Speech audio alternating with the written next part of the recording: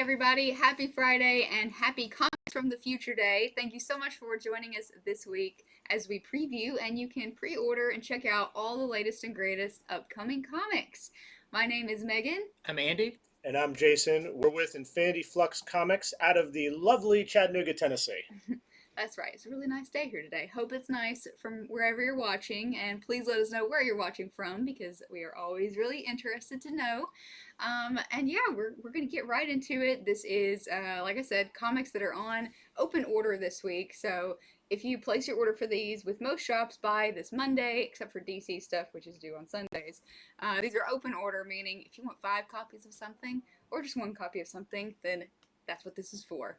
A lot of these covers have just been released. Like some of these screens we put in hours before. So a lot of people like to watch this show because it is sort of up to the minute. So let's get to it. All right, wow, this is very quick. So anyway, this is the next Batman, Second Son. So after the events of Future State, we all know that Tim Fox is the next Batman, but we need to know some origin story. We need to know some what's the background here. So this actually was a digital first series, so it's going to be printed for the first time here. It's going to be 4 parts, and Andy and I were just talking about earlier. It's going to be some Batwing appearances. Little spoiler alert. So definitely a cool one to check out if you enjoyed the next Batman from Future State. This is next Batman, Second Son. This is our A cover, and we have the Ken Lashley B cover. That's super nice. I love the colors in that. Yeah. So that is going to be interesting because this is the first time we've had like brothers, and both of them are a form of Batman character. And you know there's going to be, I'm a better Batman than you, or I'm going to do it now because you're doing a bad job. Sibling rivalry. There's always been a Bat family, but there's literally becoming a new Bat family because even the youngest sister is apparently a Robin, as revealed in Batman Black and White. Which we'll see something about that later. Yeah, next Batman was really cool, but it was definitely missing an origin story. So I'm really glad they're getting to it and quick. All right, next up from DC, we have Green Lantern #1. That's right, it's a new creative team doing Green Lantern. So if you read the Grant Morrison stuff, you want to read some other people doing it, here it is. Basically, the Guardians of the Universe hold a summit with the new United Planet Alliance to try to figure out who polices the galaxy. Well, John Stewart, he shows up, and with him is Teen Lantern. Her name is Kelly Quintella. She has that green gauntlet. I don't know if a lot of people really know much about her character, but this green gauntlet is super powerful. It's actually one of the most powerful but unstable weapons in the entire universe. And so that kind of adds a little bit of gas to the fire of them arguing, should there be a Green Lantern Corps, especially when you have, a teenager with this powerful weapon. So that's sort of how the story is supposed to begin. Here is the variant cover by Brian Hitch. I will say I did skim through this, and there's a big death at the end of this issue. Oh, really? Yeah. So if you're a Green Lantern fan, you need to check it out, because it looks like it's really kind of shaking up what we know about the Green Lantern Corps. It's like, oh, they're like space police, but then it's like, yeah, but now there's a lot of people who are doing that kind of thing. Are they as needed anymore? Right. So, all right, well, many of you might have heard this here first. I didn't have a chance to skim that yet. Next up is a book I'm very excited about. It feels like they were talking about it for a long time. This is Geiger #1 from Image Comics. This is exciting because this is Jeff Johns and Gary Frank, the creative team behind Doomsday Clock, even going back way to like Superman Secret Origins. They're a team that has worked together for a long time. But this is their first Image book. Pretty much everything Jeff Johns has been doing way since he worked on like a couple of issues of Avengers many, many years ago. But since then, he has been 100% DC. Wholly a DC man. And everyone was really shocked to see that this wasn't coming out through DC or Black Label or whatever. This is an Image book. And what comes with that is Jeff Johns saying that he wants this to feel like that kind of first wave of Image books with Spawn and Savage Dragon. Shadowhawk. Shadowhawk. Youngblood, all of that.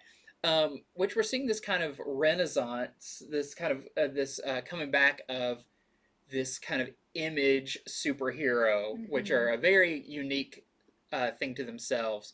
But this book takes place post like a nuclear war, very Mad Max. You've got your different like clans going across the wasteland. You know, they're fighting for survival. They've got like goofy names. Yeah, I read the names in the solicitation. Yeah, I forgot what they're called, but it's like not the butchers, but you know, there's all your weird little groups out there, nomads. But far beyond like this irradiated plane lives this character called Geiger. They also say some people call him Joe Glow, and some people call him Meltdown Man, which are all great superhero names. Got a little bit of flair to him. Feels like those were all like temporary titles for the book. But yeah, it sounds really cool. The art is beautiful. I mean, I know some people weren't the biggest fan of Doomsday Clock, but no one came away being like, and the art was terrible. Now, everyone, like, it was a beautiful book. Yeah. And Jeff Johns being able to create a whole new character. You'll see with the variants that this is a very, like, you could imagine this character fighting Spawn or something. So I think this sounds really, really cool. I'm very excited to see what this means. To see Jeff Johns doing something that's not solely tied in with DC and that mythology. See what his own mythology looks like. There's so many good new indie series over the past year. Like, it's just incredible. So we've got some variants with this. First up, this is the Eric Larson variant, which is cool because, you know, Savage Dragon. Very much in the style of, you could imagine this being a Image #1 back in the early 90s. And then next we have... That'd be terrifying if somebody jumped at you looking like that. See when they call him Joe Glow. Yeah. Then we have, of course, the Jason Fabok, who was the artist on 3 Jokers with Jeff Johns. So he's definitely pulling in his friends to do these. But these are all such, like, it's such a cool looking character. It's like the Spectre, but he's glow in the dark. I was just about to say, I'm getting a lot of Spectre vibes here. There's also there is that, the Radiated Man or whatever is a Batman Beyond villain that looks very similar to, or Atomic Skull is also kind of like that. But yeah, I think this sounds really, really cool. I'm very excited. Yeah, I totally agree with you about the renaissance of just these. We're seeing it everywhere, and I guess Todd McFarlane predicted it. Kids love chains, and then those adults grew up and they still love chains. They love chains. Us 90s kids grew up, and you know, now we can have the stories we want again. Skulls, chains, glowing things, Mad Max. But we were saying earlier, this is going to be something to look out for. Just there was that rumor going around that Image is building a shared universe. And, I mean, we've got this character, we've got Radiant Black, we've got, like, all the stuff in Crossover, Noctera, possibly. So, just be on the lookout for some of these characters, because I have a feeling they may show up other places. Very well could. And then, lastly, we have, this is the Gary Frank glow-in-the-dark variant, which is another thing they've been doing lately. This will probably look 10 times cooler in person. So people never order the glow-in-the-dark variants as much as they should because this is all you see. Then they come in and everyone wants them. Cool, yeah. So this is your chance to tell us if we're your store or wherever you shop, get the glow-in-the-dark one. And also, I looked into it, it doesn't even cost anymore. It's $3.99. Yeah. So I think this also, if you look at it, I bet when it glows, his face is a skull. If you see how some of the lines mark on his face, so could be really cool. And then, of course, we've got our blank one to have your favorite artist draw a glow-in-the-dark skull. Those glow-in-the-dark pins ready, artists. Yes. Okay, I'm very excited for this one. This is a new horror anthology called The Silver Coin. It's going to have the same artist. It's a 5-part series. Michael Walsh is the artist, and he worked on Star Wars, Black Hammer, Justice League. But it's going to have rotating writers, and our first writer is Chip Zdarsky. And so Image and these creators, I think, are definitely noticing the huge impact that Ice Cream Man has had, that even Ha Ha is having now. Horror Anthology is back and better than ever. I'm very excited for this. So the 5-part series, much like Ice Cream Man, is going to have a different writer every time, but more like Ice Cream Man is going to have just a different story every time. It's going to focus on a different set of characters or one character. But it's going to follow the silver coin, which is kind of like, and I can't think of my analogy here, I want to say monkey's paw or something. I don't know, but just an Right. item that brings you luck, but it's also going to bring you probably something tragic as well. So in our first issue here, we're going to follow a band that is kind of down on its luck, even though they're young, but they find this silver coin. And we'll see what hope it brings them. But it's a shared universe within these 5-part series. So this is the A cover for that. And this is the Tula Lote B cover. And Rocking it out. yeah. And then there's one more cover for this. This is, oh, who is this? Nguyen, I think. Yeah, Nguyen. It's the Nguyen Which cover. looks like a really, like, Junji Ito It does. cover. You're right. Yeah, I like horror where the stories are a little bit shared. So Mhm. I'm hoping that people you saw in the first story, you might see them in the third story, Yeah. in the background, things like that. I really like when they do that. Me so. too. Like trick or treat style. Gives it a little bit more depth to it for sure, yeah. And there are a couple preview pages available on Previews World if you want to check out the art, because that will remain the same throughout the series. Okay, so this is surprising. Boom is releasing a brand new Magic the Gathering comic. It's been quite some time since Magic the Gathering has been in comics. Of course, Magic is the most popular collectible trading card game ever. So once again, 90s are back. Magic never went away. I mean, there are cards that have been worth hundreds of thousands of dollars this whole time. But as far as comics, they haven't had any in a while. And Boom has just been knocking it out of the park with their quality control lately, in my opinion. So I may actually be picking this one up. I'm not a Magic player, but I'm a big fan of Boom Comics. Yeah.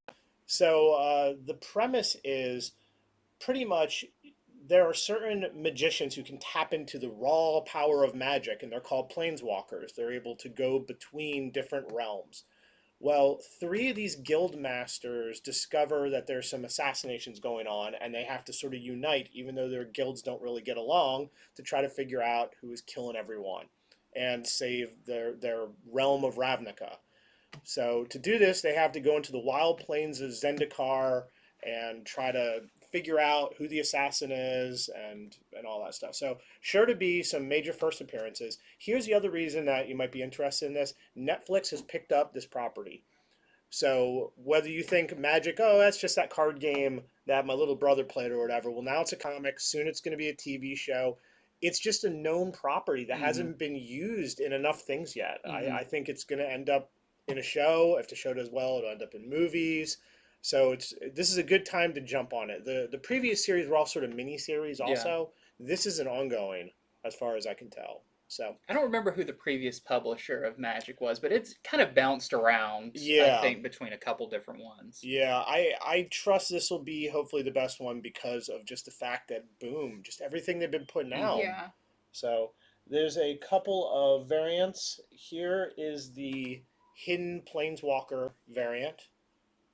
Walking on all the skulls. Walking on all the planes. I've played enough Magic to know that somebody's definitely tapping some swamps here.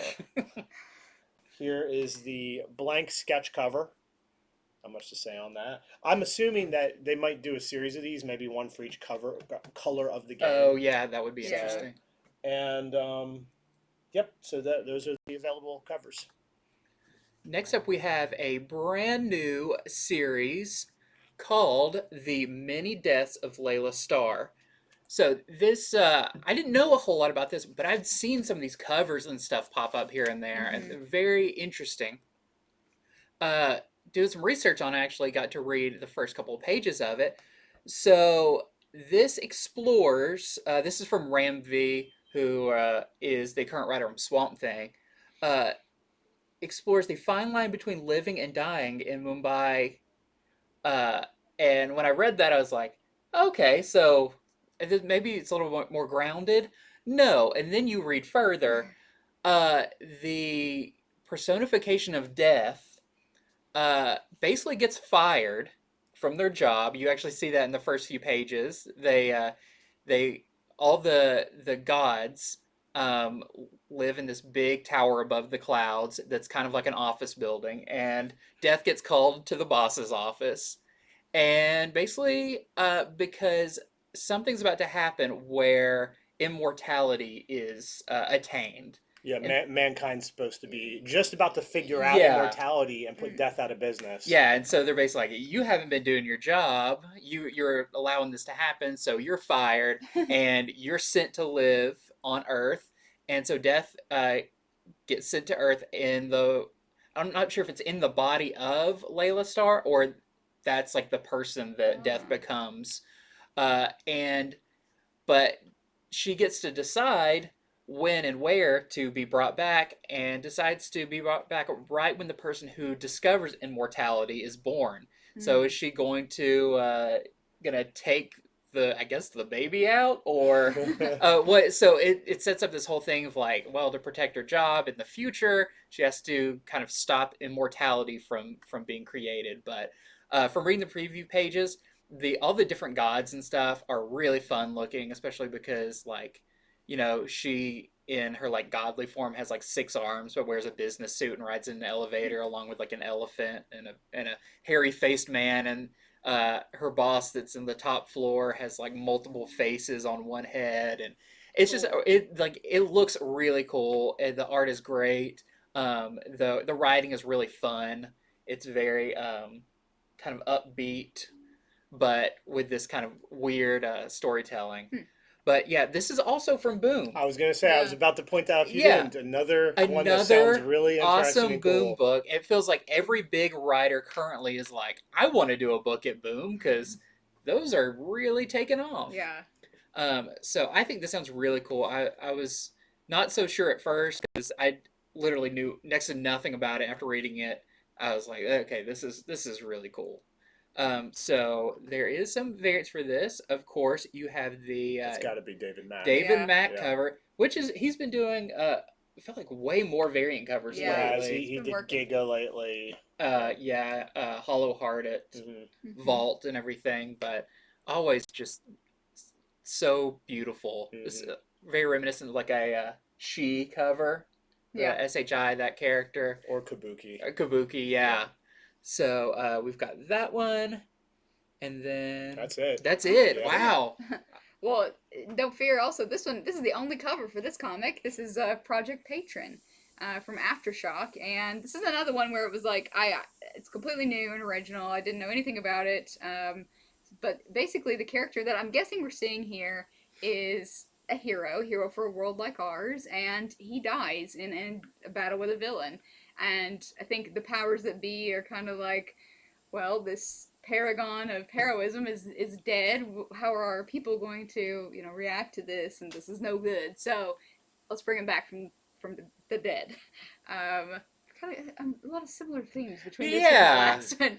But they're like, let's bring him back from the dead. We can't have this. Humanity needs a hero. So the project in Project Patron is that a few people are manning him that have to, I'm guessing, some people probably controlling the legs, some people probably controlling the head. Maybe little people inside with gears. I have no idea if that's what's actually happening here. It could be that they control him from an office. Yeah. But anyway, they're having to control this hero and fight crime and be that hero for the world. So, but the negative parts of that for these people are they're anonymous. No one knows that they're actually the ones risking their lives for this. And also, there seems to be some very dire consequences for the people who are on this project, as in losing years of your life just to do it. So, pretty interesting premise. We'll see how it plays out. But that is Project Patron from Aftershock in just a single cover.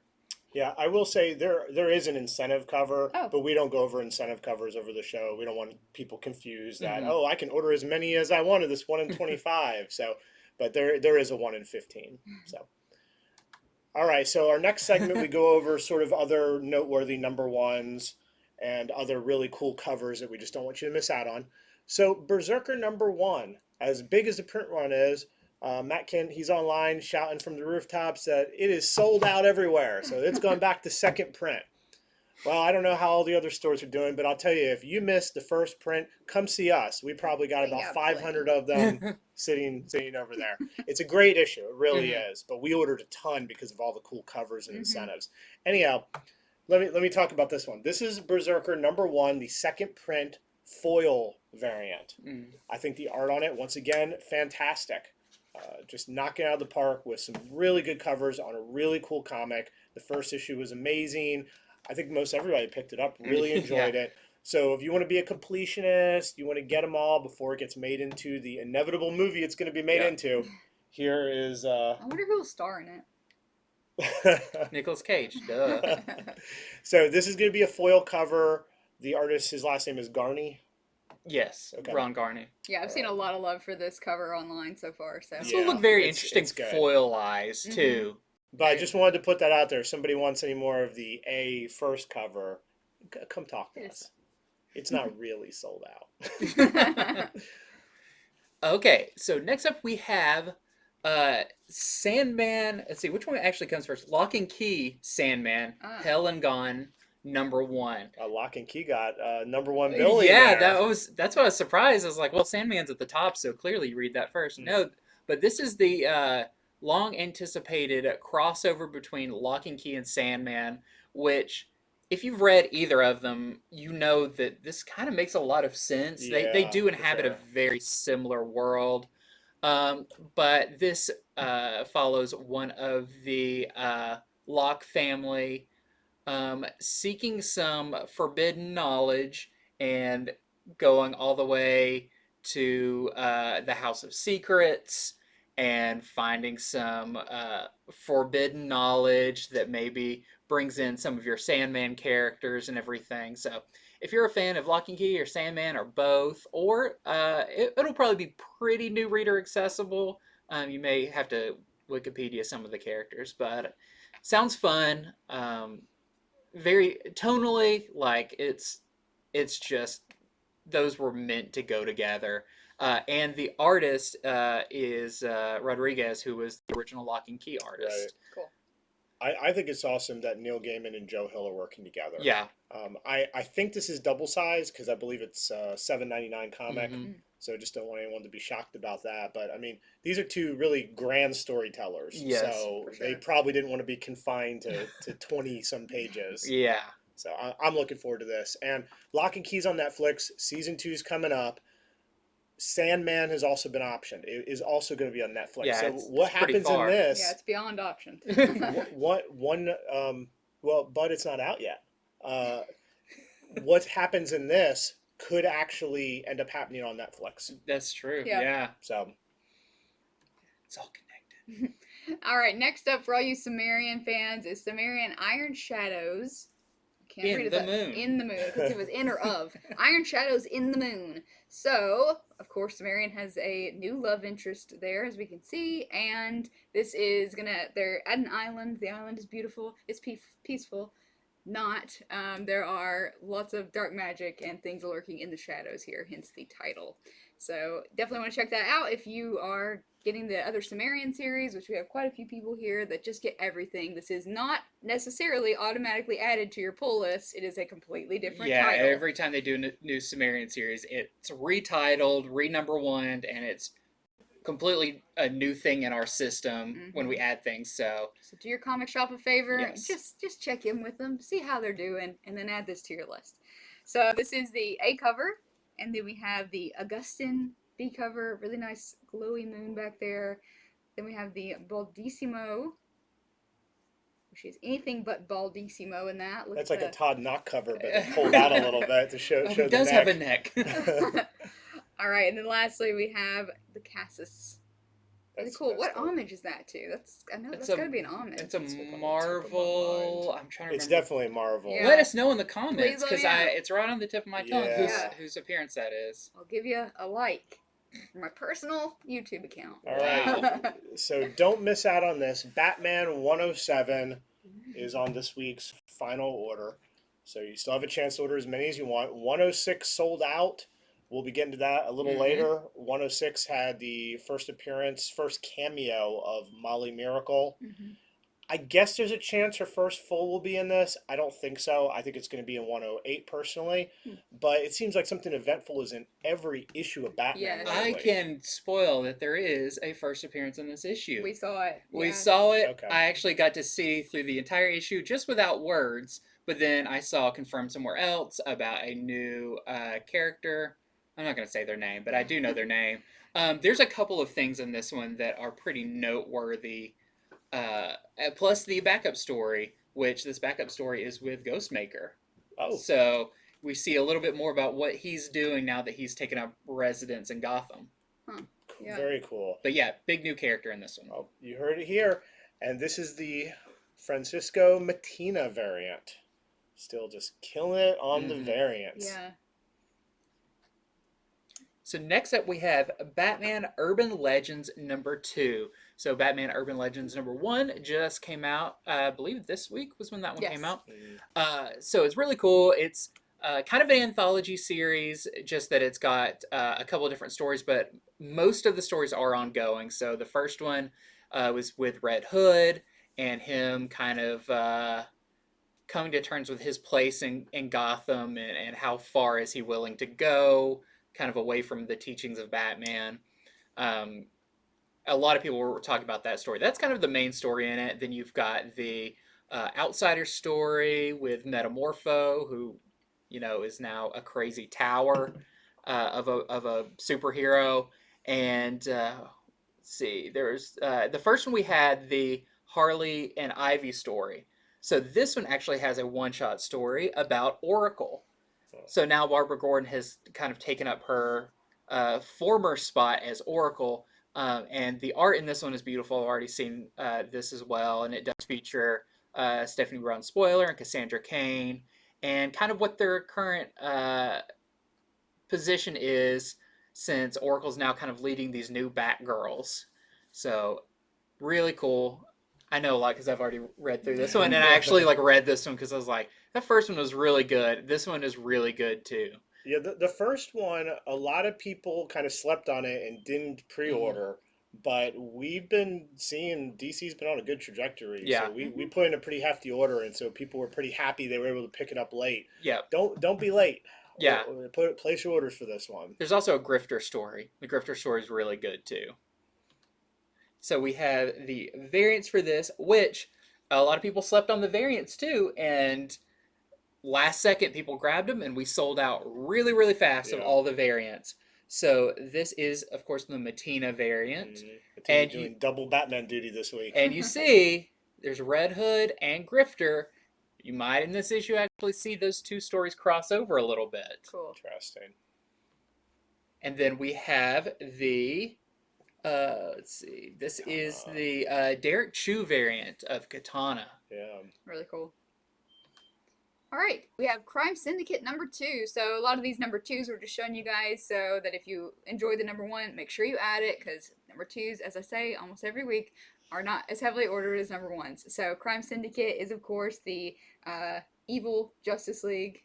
And Andy and I were talking about earlier, Justice League's first villain was Starro, and now you sort of have the opposite also battling Starro, so it's interesting. Yeah, seeing how they deal with it and kind of that parallel story. I always like seeing that, just different perspective.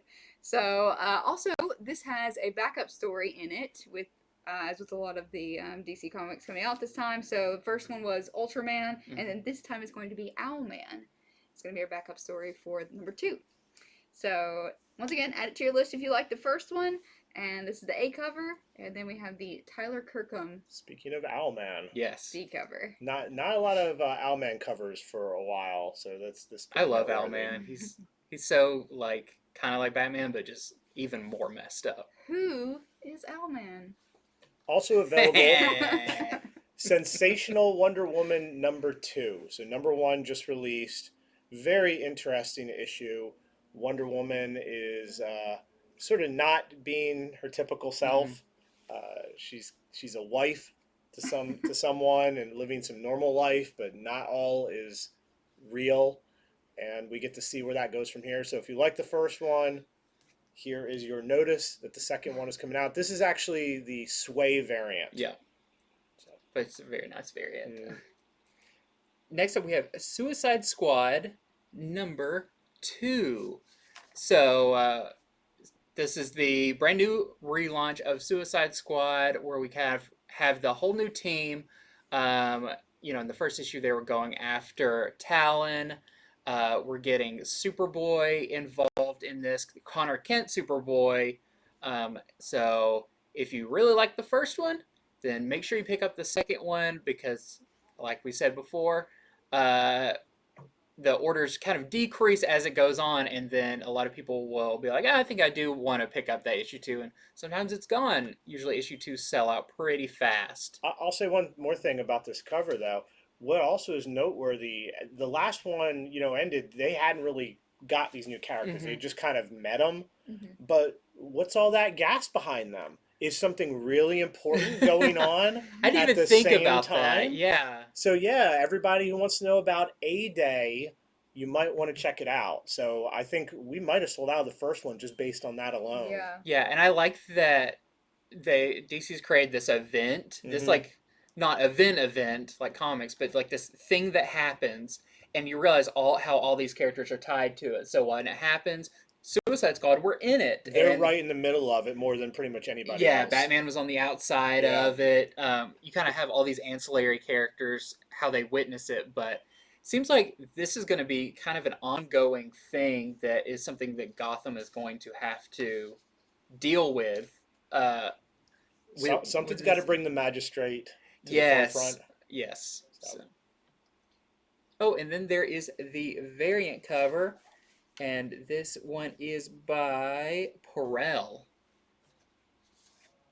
All right, now I'm going to show you guys this Francisco Mattina cover for Swamp Thing #2.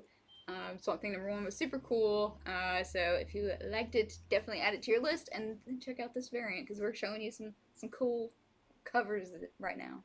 All right, next I'm going to show you the greatest crossover event in the history of comics. I got to look up what no one's ever known about. Batman Fortnite. Now, we had this on last week, okay? But DC, I don't know what happened. They've resolicited it. They've opened up the orders again. So we thought we would talk a little bit more because they literally told us stores about this with like 3 days to tell everyone. And I guess they figured out, hey, that was a bad idea. Let's give another week. So we know a little bit more. So if you've already placed your order for this, it's good. But if you'd like to place your order for this now, that's fine too. Now, the noteworthy thing to it, other than it's Batman in the Fortnite world, which, if you're a Fortnite player or you have nieces, nephews, kids who play it, good way to show them that Batman is much cooler than Fortnite. The other really noteworthy thing is issue 3 of this, they've already gone ahead and spoiled, Batman goes up against Snake Eyes. G.I. Joe's own Snake Eyes. Batman versus Snake Eyes in a battle. People have talked about this forever. We've all wanted to see it. It's going to happen in a Batman Fortnite comic crossover. I guess that's the first way they could do it. We'll talk about it more when that issue 3 is solicited. But what an odd thing to come about from this tie-in comic to a game. Yeah. But when you realize that Fortnite has been kind of like the Funko Pop of the video game world, it's been huge. They had Marvel in it.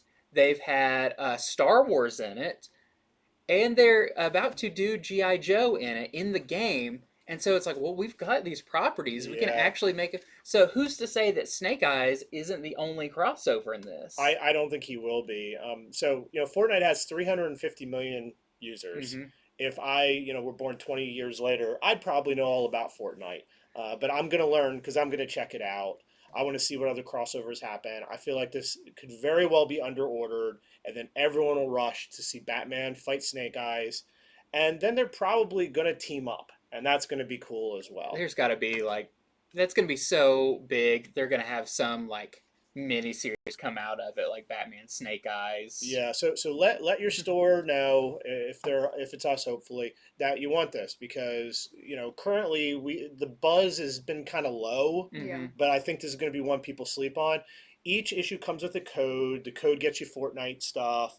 If you get all 6, you get a special thing. So if you care about Fortnite at all, I know that usually heats up a lot. We've seen that with a few other things in the past. So we have the final issue of King in Black. This is the event that feels like it has been a whole year event. I mean, basically because everything in Donny Cates' Venom has been leading up to this. I mean, this is all of the miniseries, all of the everything is leading to this, and this is the final issue of that. I don't want to see it end. I know. I want it to keep going. But we know there's I mean, some very big things happening, and a lot of times with events, people are like, "Oh, who's gonna die in the end or whatever." Maybe someone died right at the beginning of this event, and we're waiting to see what's gonna happen with that. So we know that Donny Cates is off Venom at issue 200, which comes out probably the week after this. I would think. I think it may be on the next solicit or a few weeks after. Yeah, but it's very soon to this. But I have a feeling, especially because we'll see with some of the variants, there's a couple of like spoiler variants that something big's going to happen in this. We're definitely going to find out what's the new status quo of Eddie Brock, of Venom, the symbiote, of Dylan Brock. This is going to be big for the foreseeable future for Venom and for a lot of the characters that have been involved in King in Black. So we have the Scotty Young variant, which is fun because does that actually feature Scotty Young on the left? But yeah, so really fun Scotty Young variant. Dangling some creators. Yep. And then we have the You Connecting variant, which is cool because we got Thor and Silver Surfer. Two of the really big players that, everybody was guessing who could stand up to Null. And we've gotten to see, it definitely wasn't Thor. Poor Thor. He did not fare too well so far. Then we have, so one of these is they had spoiler on two of the variants.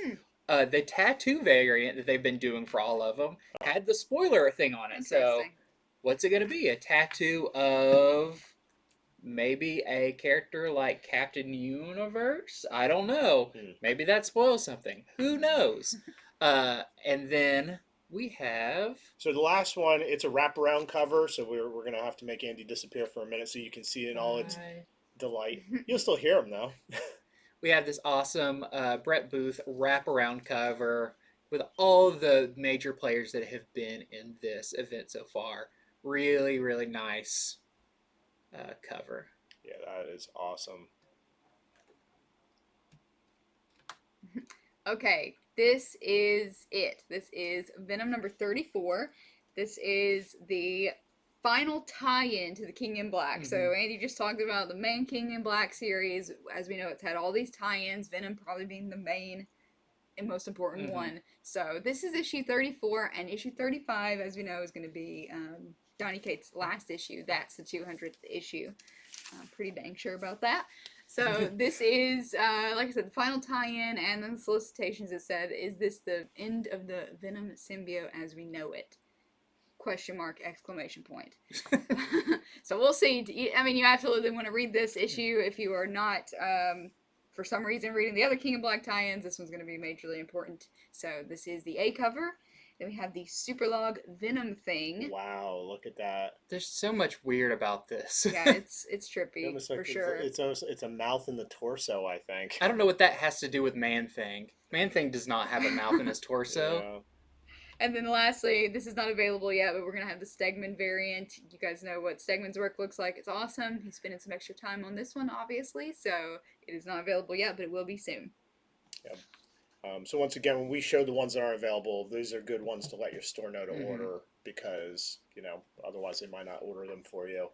I'd like to say King in Black, I think when that ends, we'll find out what happens with Null. I think Venom is going to have a lot more to do with what happens with Eddie Brock and with the symbiote. So that's going to be quite a reading week when this hits. I've been waiting forever for it. Like I said, I'm going to be really sad when it's all over.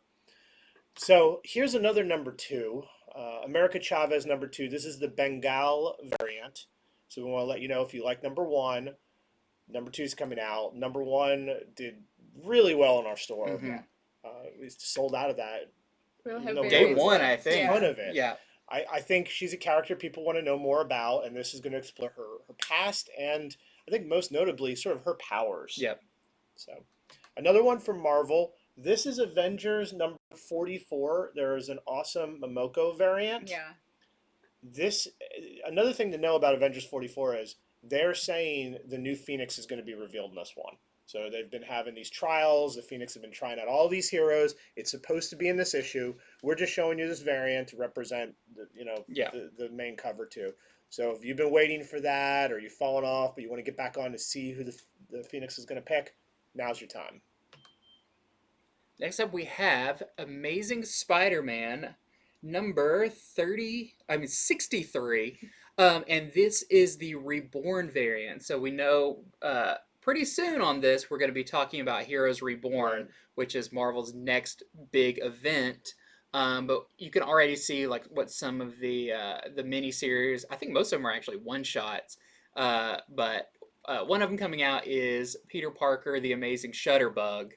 And it looks like they're kind of tying some variants for the main series, showing you a little bit of what those Heroes Reborn tie-ins are going to be like. So you see Peter Parker maybe didn't become Spider-Man. He's just now a big photographer. Cool. With a lot of powers. And I know it's not time to talk about Heroes Reborn yet, but I will say I'm pretty excited for it because we've had with King in Black and all, everything's been tied into the main stuff. Heroes Reborn sounds a lot more like a really cool what if story, and I kind of feel like it's time for that. Yep.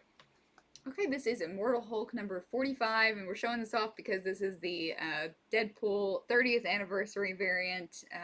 Like I said, it's Deadpool's 30th anniversary, and this one is by Liefeld. I had to look. That looks really good. Yeah, I can tell. Liefeld stuff always looks really good. Star Wars High Republic number 4.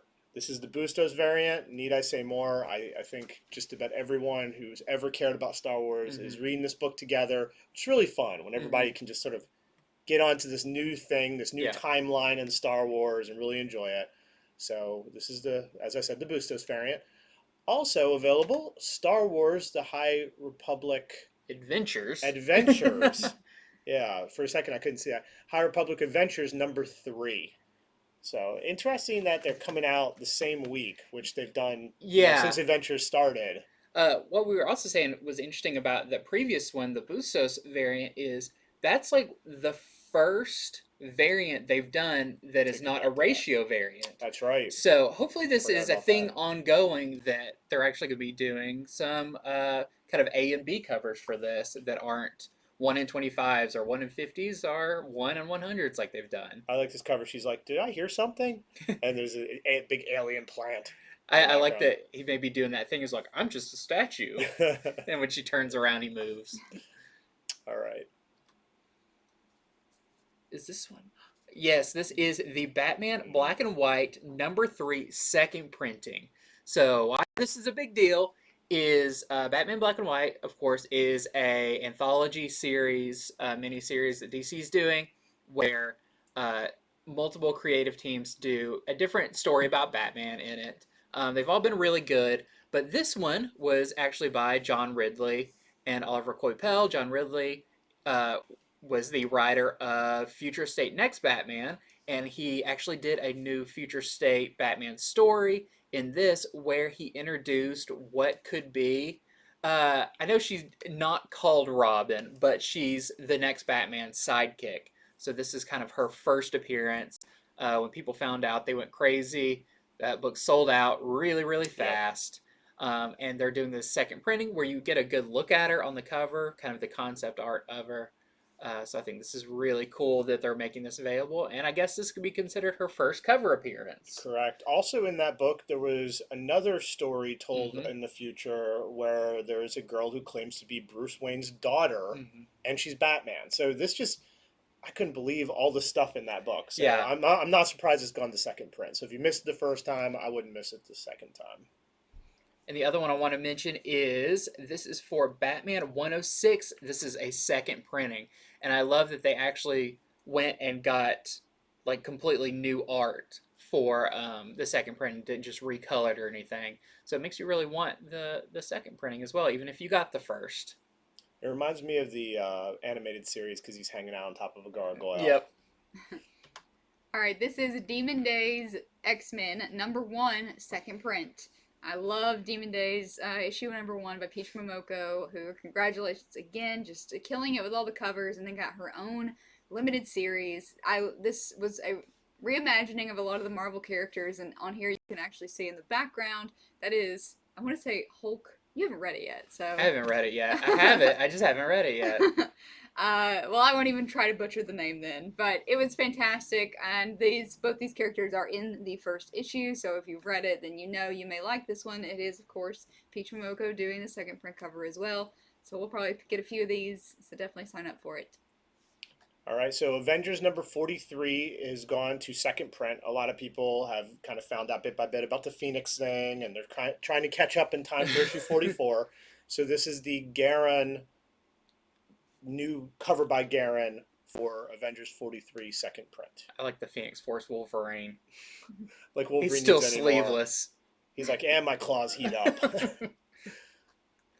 And wanted to mention this. So Star Wars Insider, if you hadn't heard, has really heated up lately as a thing people have been wanting. I've read Star Wars Insider since I was very small. I mean, it's always exciting to see about the new movies coming out and everything. But since Star Wars is bigger and hotter than ever, we wanted to let you know that you can actually, get Star Wars Insider through us or through your local store. It takes some extra steps for us to get it. So make sure that you let them know which one you want, and there is some cool covers when they do it and everything. But this is a collection. This is volume 1 for $24.99 of all the fiction of Star Wars Insider. If you didn't know, a lot of Star Wars Insider issues contain original stories, canon stories inside of the Star Wars universe that a lot of people miss out on because not everyone's picking up Star Wars Insider. So these are all new stories that you can read now kind of collected in a big edition. Mm-hmm. Yeah, I love that. Just to all canon. piggyback off Andy real quick, that goes with a lot of magazines. Your local comic shop can often pick up magazines. So Star Wars Insider, just had somebody sign up for the Creep magazine, Heavy Metal. Mm-hmm. Yeah. There's a ton of magazines. Fangoria is back out there, and they may have a smaller, or they don't put out so often. Maybe some of them put out quarterly, but a lot of times your local shop can get that. So sign up for your magazine subscription there too.